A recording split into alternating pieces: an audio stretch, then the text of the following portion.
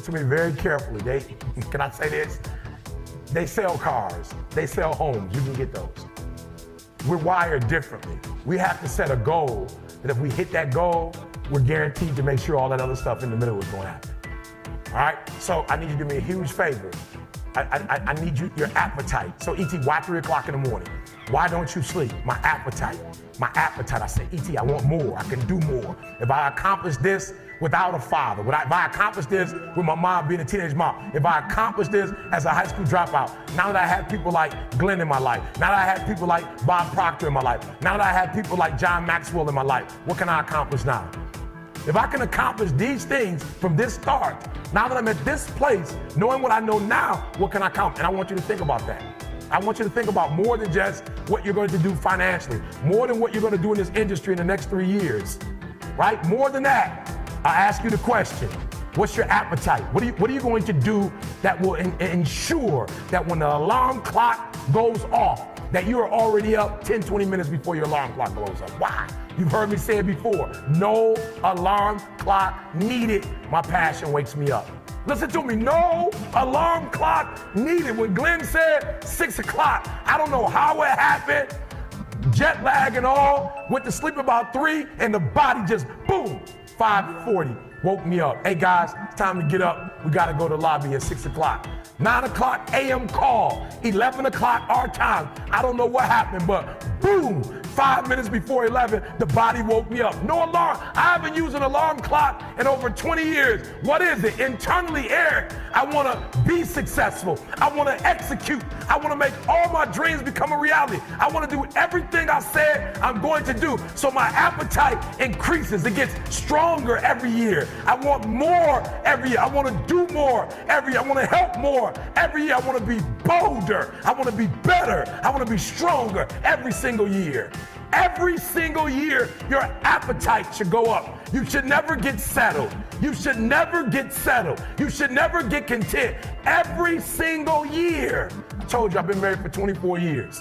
So you think after 24 years, E.T. could just go to Australia, right, and just chill. Nope. I'm asking my wife, what are you wearing before I leave? Because I want to iron your clothes for the 11 days when I leave. What are you wearing? I call my son. I need you to make sure the meal prepped. I need to make sure the bed is clean. I need to make everything I do, son, I need you to do it. And I'll give you I'll wire you a couple dollars, son. Just take a picture of it and I'll wire you. Why? Because when you get content, when you settle, somebody's chasing you, somebody's coming from behind, and somebody's trying to take your spot. And so every single day when you wake up, you gotta set new goals, new benchmarks. You gotta raise it higher and higher and higher so you can make your dreams become a reality. All right, I'm gonna show you. Listen to me, a true hunter, watch me. A true hunter is wired differently. He's wired differently. Doesn't have the same makeup. Listen to me, what makes a gazelle is how he's wired. What makes a lion a lion? Okay, let me explain to you. When a lion sees a gazelle and the gazelle sees the lion, both beasts see each other at the exact same time. When the gazelle sees the lion, because of how he's wired, he automatically, fear takes over. When the lion sees the gazelle, he lights up. It's showtime. The hunt is on. This is what I was made for. And if you've ever studied a lion in its natural environment, watch this, guys. If an animal is wounded, the lion won't even do what? Won't attack. The lion will only attack if it's if it's healthy and it's running. It's like, all right, bet, here we go now, right? If a lion's like, oh, the gazelle's like, oh, the lion's like, let him go. It's no fun in that, he's already dead. Right, for real, there's some of you, there are opportunities that you're like, it's too difficult, it's too hard, nobody can do it. You're not wired properly. A lion welcomes the challenge. As a matter of fact, they don't get excited unless it is a challenge. Wired differently. The gazelle immediately, when the gazelle immediately sees a lion, the first thing it thinks about is, let's go. First thing the lion does is like, let's eat. So you gotta do me a huge favor. If you're gonna get to a certain level, you gotta welcome it. So everybody's like, E.T., man, you're just so positive. Everything in your life, man, you just got it going on. I'm a real lion, and with a real lion, you'll never know. You'll never know what's going on in my life because I'm a lion, and under every single circumstance, I'm a lion. So I lost 5 aunts to cancer in the last 6 years. I lost 2 last year. Lion, still TGIM, still. You never saw it. This is a special service announcement from Eric Thomas and ETA. My aunts have died, therefore we'll be taking a 6-month hiatus from TGIM. No, actually my aunt's death made me go and do TGIM like I never did it before. Most of you heard the mixtape, not even a year ago, went to the doctor's office with my wife. Look guys, you always know something's wrong when it takes your physician like 45 minutes to 50 to come in, like doesn't take that long.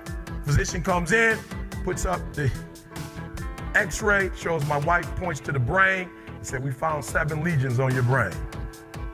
I'm a lion.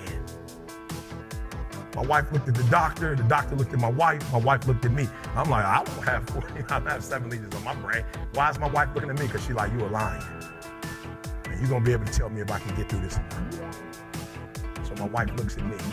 I'll be honest with you guys, when they first told her she had 7 lesions on the brain, she didn't break a sweat, but then they said you have to stop working until we find out what it is. And she said, how long? I said 3 months, 6 months. She thought, I gotta stop working, but she's a beast. So the disease didn't bother her, but the fact that you can't hunt anymore, that bothered her. So my wife looks at me and says, no words, but she kind of looks at me like, okay, this is terrible. We've been together since we were 16. You've helped me to get out of everything. What now? I said, we can, we will, we must.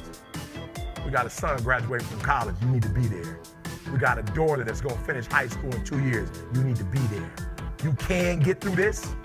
Oh, I'm wired differently. I didn't start crying. I didn't say, why me? Why my wife? I'm doing good to the world. I'm not hurting anybody. Why me? I'm wired differently.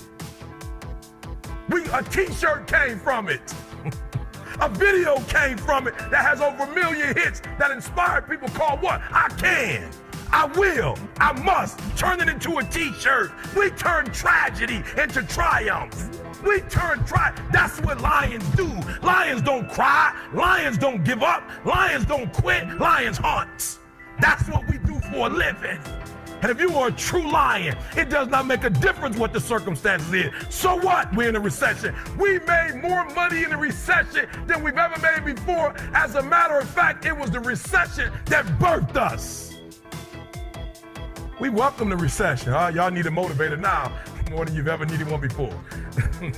It's a recession. Guess what? It's showtime. This is where my gift is needed the most. The world is in a fix. I got it. Listen to me very closely. If you're gonna walk 3 years, Glenn said it, 3 years, that dream that you have, that money that you want, if you're gonna make it happen, you're gonna have to be wired differently. It's only one other cat from Detroit that made it out. We both went to college in Huntsville, Alabama. He still lives there. But out of the 20 guys that used to run together, only 2 of us made it out of the city, and only 1 of us are doing big things. Now listen to me, a lot of people you meet in life will talk it. A lot of people talk about what they want to do and how they want to get 4 points, and I laugh because when we do AOP or when we do open house and the students come from Detroit, Flint, Saginaw, and we say, you know, what kind of grades? Everybody and their mama write a 4.0. I ain't never seen a student write, I'm going to get a 2.0 in math. Everybody do the 3.5, 4.0. But the reality is, at the end of the first semester, when we get the grades back, very few kids get 4.0s. Very few get 3.5s. I never see anybody write, I'm going to get in math 103 a 1.0. But yet at the end of the semester, midterm, when I'm doing midterm eval, I'm seeing like 1.0s, 1.5s, zeros. I got a couple people come in, 18, 25, zeros. I'm like, I don't remember nobody putting 0 down. So you need to understand, before I talk about this, you need to understand that what I'm about to tell you to do, I did it. I lived it. So if you want to make 6 figures, you can't just be talking about you want to make 6 figures. You hear what I'm saying to you tonight? If you do the 3 things I tell you to do tonight, I guarantee you, whatever it is you want to do in life, you'll be able to do. Now let's get away from money. I got to get deep with you. Let's get away from money. Nobody in my family has ever really been married. They don't do the married thing. Right? Can you hear what I'm saying? Somebody can attest to that. Raise your hand if your family don't do the married thing. Raise your hand. People in your family, they don't do the married thing. Now watch this. I've been married happily for 14 years, and I've been married for 16. All right, so I only had 2 rough years. But in order to get to 16, let me tell you something. My marriage is so, man, I'm telling you, it's so butter tight. They might not be mature for this or not, but last night, me and my wife was slow dancing about 8 o'clock at night to Luther. That's where my relationship is. It's the middle of the day. People don't do that during the middle of the week. They might do it on the weekend. We slow dancing on Monday. I ain't even watching Monday Night Football. I don't even care nothing about Monday Night Football. Because I'm with Luther. Dance with my father. My family, they don't do the marriage thing, but I vowed when I was a teenager that not only am I going to get married, I'm only marrying one person for the rest of my life. But I'm telling you, in order to do that, you got to go deep. You just can't live a normal life and get to that level. So 3 things, real quick, I'm going to share with you. Now, DeAndre told you last week that you should be writing stuff down. Don't come here if you're not going to write it down, because it don't make sense. You get some free stuff from the both of us that people pay thousands of dollars for. C will tell you. I've gone to LA this summer, and for 2 days, they gave me 15 grand. That was only for consulting. That wasn't for speaking. When I walked away from LA, I walked away with 20 grand. How many people you know make 20 G's in 2 days? That's like $10,000 a day. And was I working hard? No, I wasn't working hard. Why? Because I got the secret right here. I found out I shouldn't even be giving it to you tonight for free. He was working hard. He right, but I gave him a little check. He got a little check. All right, he'll get a bigger one next year. All right, but 3 things. I'm about to tell you these 3 things. This is not about Eric Thomas. Listen to me. These are principles that have stood the test of time. Principles that have stood the test of time. And if you do what I'm about to tell you right now, you will be able to accomplish whatever you want to academically, financially, relationally, whatever. So 3 things. All right, now I'm gonna tell you this story. I gotta get out of here.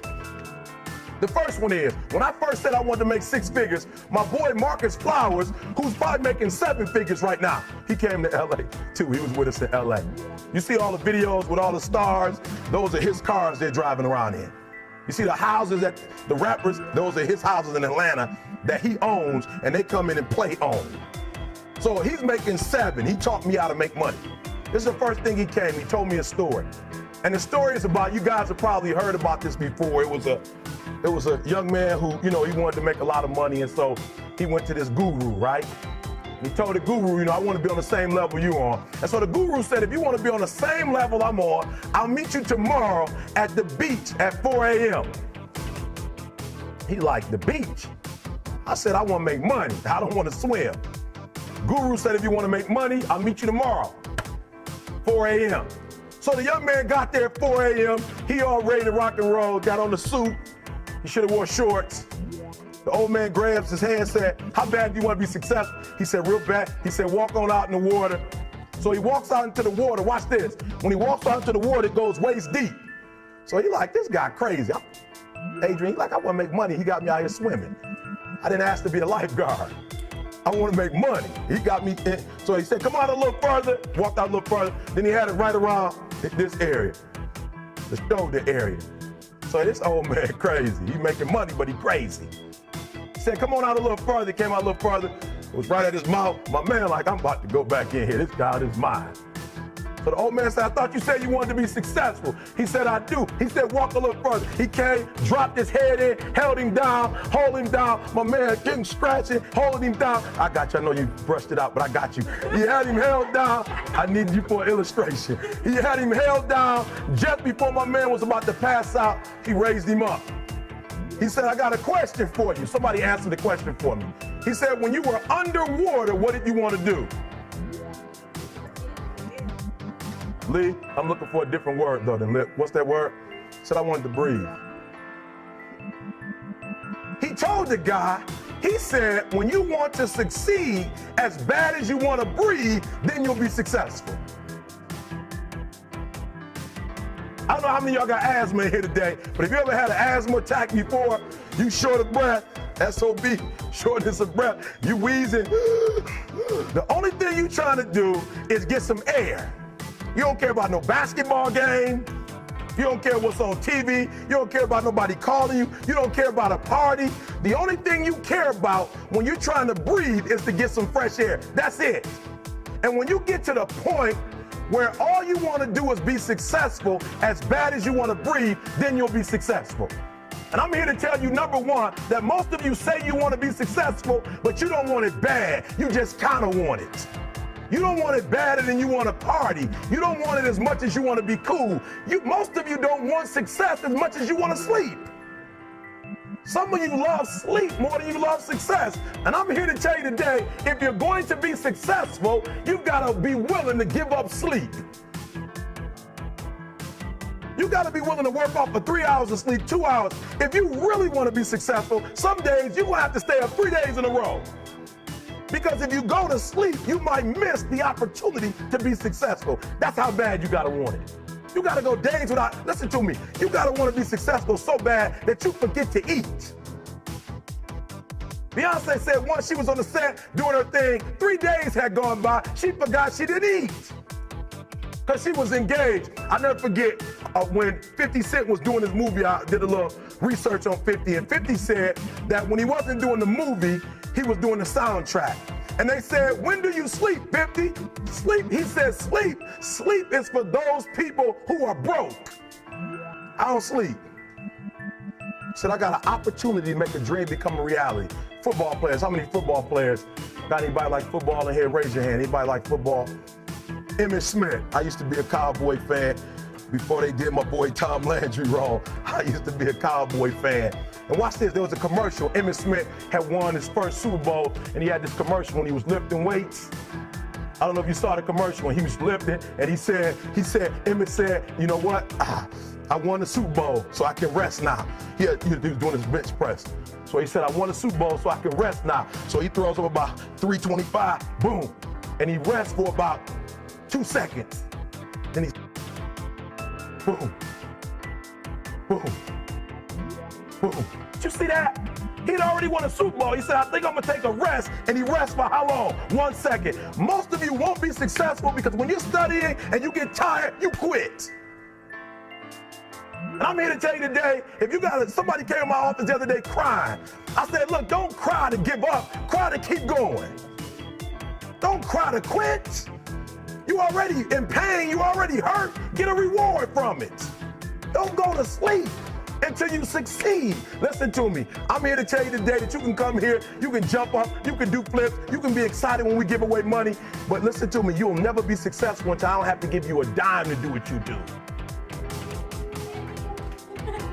You won't be successful until you say, I don't need that money, because I got it in here.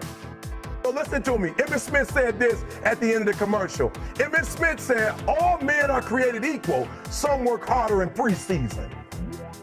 I'm gonna say it again because you might have missed it. All men are created equal. Some work harder in preseason. So that means that there are some people who are going to see the professor, going to see the TA. And even when the professor says, I don't meet with you, my TA meets with you, you say, I don't want to talk to your TA. I don't pay the TA. I pay you to teach me. So you're gonna have to find some time to meet me. If I gotta meet you at the mall, if I gotta meet you at your house, you are going to see me. Listen to me, all men are created equal. Some work hard in preseason. When I went to college, guys were way smarter than me. 4.0s, 3.0s, they went to the Ivy League high schools, came to Oakwood from these great high schools. Most of them are not doing what I'm doing. Why? Because it's not about where you come from. It's about heart. You come to a place where, being smart ain't enough. You gotta have heart. That's number one. Watch number two. Number two, catch number two. I wrote it down. I wanted to make sure you got it. It says to be, watch this. We're talking about sacrifice now. The important thing is this. You're writing while I'm saying it, because I only have about 3 more minutes. Listen to me. The most important thing is this. To be able at any moment to sacrifice what you are for what you will become. That's the number 2 thing. You got to catch that one. To be able to, listen to me, at any moment, Some of you can make sacrifices when Monday Night Football is not on. You can make a sacrifice. But when the game come on, for some reason, you just attach to it. For some of you, when your favorite show come on, you can make sacrifices on Sunday when ain't nothing going on. But when your favorite show comes on Monday, bam, some of you focus until the phone ring, and then you like, I gotta answer it. If I don't answer the phone, I'm gonna die. I'm saying to you today that there are some of you, if you give up your cell phone, you would be successful. But your cell phone is more important to you than your success. I'm gonna say it again, I'm gonna hurt somebody. I'm gonna hurt somebody. Some of you need to give up your cell phone because the time you spend on your cell phone could be used for your success. The time you could be using to be successful, you're using it on the cell. And the cell phone is not bringing you nothing but a bill. And somebody has told you you couldn't live without it. I'm talking about going deep now, giving up stuff. Watch what it says. To be able at any moment to sacrifice what we are for what we could be. I don't do well in math. You're right. You ain't never studied. I'm not good in writing because you have never written before. But I dare you to fail in writing for a whole year to see if you can get to the end. I dare you to fail. I dare you to take that same class over and over again. I dare you to stop dropping classes like you saw. Always want to give up. I'm dropping. Why are you dropping? I'm so grateful that the slaves didn't drop and quit. Say, I'm just going to stop. I'm a slave. I'm just going to be a slave. I'm going to quit. Listen to me. The slaves said, we will live because one day we will become. We won't always be slaves. So today, although we're slaves, we're going to act like we're free, and one day our children will be free. If the slaves would have just said, we quit, we give up, we would have died in the middle passage. But some slaves said, I don't care what we go through, we're going to survive this. 400 years of slavery, we're going to get through this. And you can't get through it 1825. You can't get through a writing class, and you got tutor after tutor, resource after resource. The problem is, you ain't never felt no pain before. You're soft. It's a soft generation. You quit on everything. Our people did not quit. Harriet Tubman not only made it, she went back and got some more. She said, you know what, I made it, but I'm gonna walk all, listen to me, shh, not ride the bus. I'm gonna walk all the way back down to the South to get some more. And you quitting on 1825? Now watch this, you quit after you, listen to me, you get a sleeping bag and you wait for them. You wait for the first WRA instructor to come in and you come out your sleeping bag, I need help. You quit after you do that. You quit after you had, listen to me, a WRA party. I'm having a party, everybody come over. I got food, everything, and let them get over there. Let it be all the best writers. All right, I food y'all. I want to have a writing party.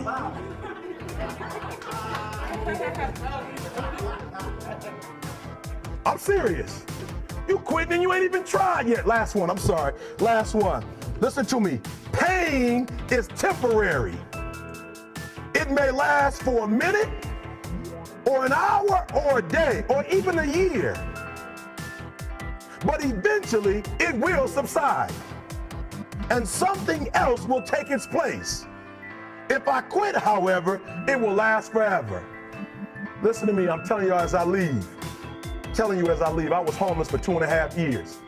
And the problem with most of you, you never felt no pain before. Y'all spoiled. Y'all spoiled. Some of y'all spoiled. Just bottom line. Your parents have done everything for you.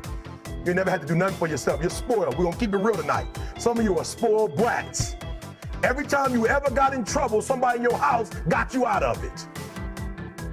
Every time you've done something you're not supposed to do, people say, Eric, your mother's a tyrant. You're right. She kicked me out. You're right. She's mean, but she developed a man because she put me out there and said, you're going to have to grow up. And some of you have never learned to grow up. And so every time something get hard, you quit, you call mama. I dare you to take a little pain. I dare you. I dare you not to go home. Somebody said, I don't go home, I feel bad. Go through it. You ain't gonna die. At the end of pain is success. You're not gonna die because you're feeling a little pain. I'm not eating like I eat at home. That's why you're about to go to the next level, because if you keep eating like you ate at home, you'll keep being a boy or a girl. It's time to become man, woman.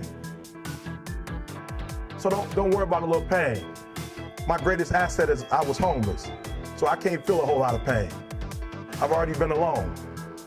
There's not a whole lot of hurt I can feel on a little paper, on a little test. So I leave you, listen to me. We have gotten to a point where it's midterms and we're moving forward. The days of you getting money, I'm not saying we quitting, but I'm saying the day has got to go from external to internal. You have to give it everything you got. No more TV, no more parties, no more playing. If you don't have a 4.0, what you need to be doing is studying. Get off the phone. I'm sorry, I'm not available until the end of this year. No, I'm for real. You reached the right number, but you called me at the wrong time. Call me back January 1st. I'm about to get busy now. Huh? I want you to have a countdown of your own and say when the countdown is over, will the real, watch me, because when I was homeless, I knew something was wrong. I knew that wasn't the best of me. And one day I said, will the real Eric Thomas please stand up? Will the real Eric Thomas please stand up? Stop being this high school dropout. Stop giving up. Stop sleeping on the street. Stop walking up and down Finkel Avenue like you ain't got nothing, and get your GED. Stop being afraid to take a test. Stop being afraid to go to college because your daddy didn't go and your mama didn't go. Stop being afraid and be the best Eric Thomas you can be. But listen to me, it's going to be hard. It took me 12 years to get a 4-year degree, but I got it. And guess what? On a degree, it don't have dates. So if it took you 4 and it took me 12, it don't show up nowhere. But I'm exactly where I wanted to be because I realized I got to commit my very being to this thing. I gotta breathe it, I gotta eat it, I gotta sleep it. And until you get there, you'll never be successful in life. But once you get there, I guarantee you, the world is yours. So work hard and you can have whatever it is you want. You will not quit in the universe. You will keep going in your business. You may lose, but you will not stop. You will not quit. You will keep going. I also told my wife, this disease will not defeat us. This disease will not break us. It will make us better. And everybody that knows my family knows that we took a chronic illness and we took our family to a whole other level. We took a chronic illness and we took our marriage to another level. We took a chronic illness and we beat it. And we will continue to beat it until we destroy it, until we annihilate it, until she no longer has it. Are you hearing what I'm saying? You cannot stop. You cannot quit. I remember we came home from the hospital. The doctor gave her a long needle like that. I said, how long does she have to do it? She said she has to do it every day. I said, okay, every day for how long? She said, every day for the rest of her life. I said, I will not accept that. There are things in your life that you are accepting because somebody told you to accept it. I don't care if you're a doctor or not. I will not accept that.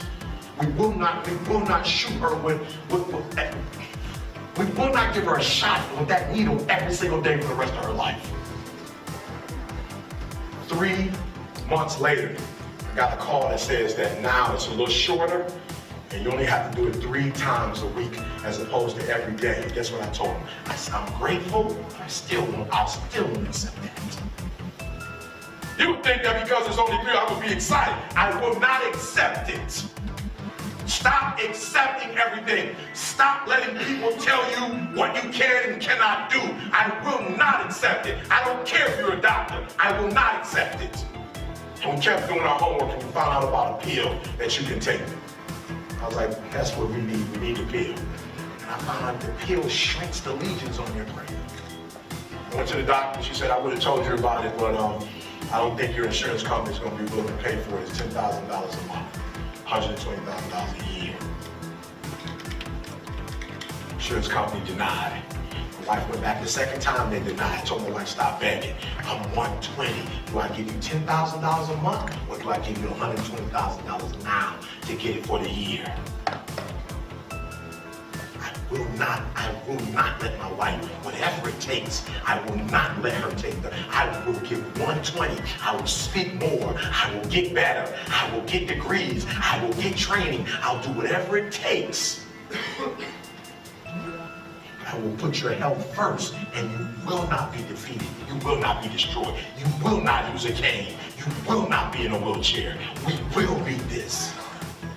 Some of you in this room, you are not able to activate your greatness because every time a trial or tribulation comes, you fold. You give up. Every time somebody calls you and tells you you can't do it, you take it personal. Every time somebody tells you you don't have what it takes, you embrace it. And now you gotta stand up to it. I never been one time with my wife. I never felt discouraged. I never felt that it wasn't possible. My wife told me this a couple days ago. She says, today I feel like I felt before I got MS.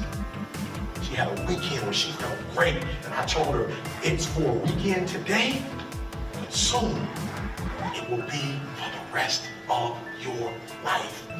We will not break. We will not retreat. We will not give up. We will activate our greatness, and we will know what it's like to live the 120. Say, I will live the 120. Come on. I will live the 120. Come on. I will live the 120. Come on. I will live the 120. And if you make up in your mind you're going to live the 120, I went from being homeless, eating out of trash cans, traveling first class, $100,000 in engagement. Back at home, every star, NBA, NFL, whatever, I consult them. I went from being a high school dropout. Why? Because I said, I'm gonna get 120. I need you guys to be 124. All right, last one. All right, so most of you may know this guy, Michael Jordan. This is so important, all right, because there are three types of people. They're average, they're good, they're great. Now, the average didn't have to activate anything to be average. Average just, it comes with the body. When you're born, average just comes as a part of the package, right? Everybody starts there, average. Then you go from average, you activate good, and then you activate great. And Michael Jordan was considered one of the greatest NBA players that ever played the game. Why? Because he had more championships than anybody in this particular era. Great, great. Great is like, okay, I gotta put this in perspective for you. Because Michael Jordan has 6. This is critical. Kobe Bryant has 5. There's another guy, Tim Duncan, who has 5. Magic Johnson has 5. Listen to me, he has, I just told you he's considered the greatest player that ever played basketball. This guy has 6 championships. I just told you, Magic has 5. Kobe has 5. Tim Duncan has 5. And nobody's saying they're the greatest player that ever played the game. He does not have 20 more than the next guy. He does not have 5 more than the next guy. He only has 1 more. But that 1 more makes him great. It does not take a lot to be great. It just means that you do a little bit more than the average person that you are around. It doesn't mean you have to be a god, that you have to be a beast. It just means that you're doing more than the average person that's in your circle. So why I love Tony Robbins, why I love Les Brown, why I love Bob Proctor, I realized it was one thing they didn't have when I did my homework, and none of them have advanced degrees. So I said if I get an advanced degree, I put myself just... They all wrote books. They're all on YouTube. They all travel the world, but they don't have advanced degrees. And by getting 1 or 2 advanced degrees, I can separate myself from those guys. Why? Because even if I lose my career, I can be a professor at a university. I can move to Australia and become a professor at a university right here. Melbourne, I can go right to Melbourne and be a professor at the university. I'm not asking you to do a lot, but I'm asking you that extra. That's going to put you on a whole level. See, go to the next one. This is deep. 6 championships. Just a couple more than the next person. Just 6. Just 1 more than the average other guy that could have been great. Now, what's so important? This guy in one of the greatest games, like in the grand final. He's in the grand final in the NBA. He's in the grand final and he's sick. He has the flu. He's running a temperature of 102 degrees and he's dehydrated. This is Michael Jordan. One of the last game. This guy is dehydrated. This guy's running a fever, but yet he's still playing the game. He still shows up. When the average player is sick, they don't show up. This guy is sick and he shows up. And in the NBA back at home, the average player scores 16 points. This guy scores 38 points with the flu.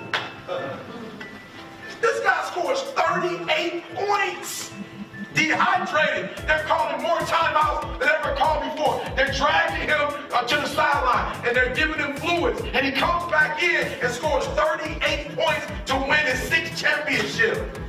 And so I started doing my homework, and I asked, how do you get 120 when you're sick? How do you get 120 with the flu? And you're playing against the great teams on the other side. Like, it's not like a regular game. This is, you're playing the best of the best, and you still put up 38 points. This is what I realized, guys. It's called muscle memory. When you do something every single day, all day, no days off, no plays off. When you're the first one in and the last one to leave, even when you're sick, your body reproduces what you do regularly. And even though Michael Jordan was sick, because he was never average, his body didn't even know how to produce average. Even when he was sick, his body gave him back greatness.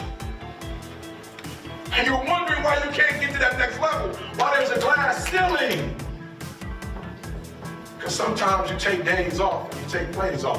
And if you're going to take over the South Coast, you're going to have to no days off, no play. You're going to take the West, you're going to have to no days off, no plays off. When everybody else is asleep, you're going to have to be up. And that's how I got here. I get up at 3 o'clock in the morning. That's how I got here. I'm giving away free content. That's how I got here.